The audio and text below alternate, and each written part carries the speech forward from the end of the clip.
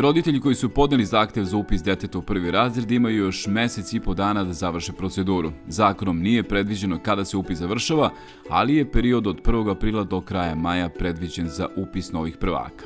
Kod nas je procedura da se roditelji javljaju telefonom ili dođu lično da zakažu testiranje.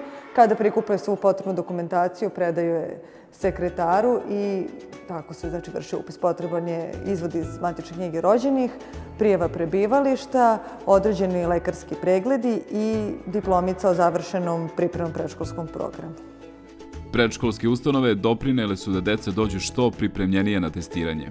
Dolaze deca, od kad je ovo priprema predškolsko uvedeno kao obavezno, ima sad već možda i 10 godina, prosto vidi se razlika, deca dolaze pripremljena u smislu ne sad da znaju da čitaju i da pišu, jer to na kraju nije ni potrebno za polazak u prvi razred, ali dolaze sa nekim radnim navikama, dolaze sa solidnom motorikom, imaju pažnju, koncentraciju, prosto mogu da ispune te neke zahteve testiranja i zahteve prvog razreda.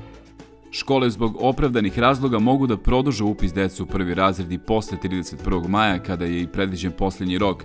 Naravno, postoji roditelji koji biraju učitelje, pa se psiholozi nadležni u školama trude da svima izađu u susret.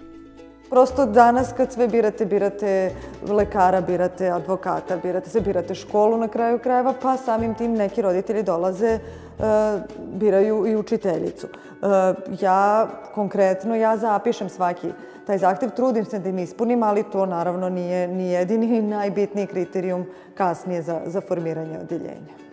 Upis je uveliko u toku, zato i škola pozivaju one roditelje koji to do sada nisu radili da dođu sa svim potrebnim dokumentima i što pre počnu testiranje kako bi njihovo dete na vreme obavilo i tu formalnost koja će im pomoći da započnu novi i uzbudljiv školski život.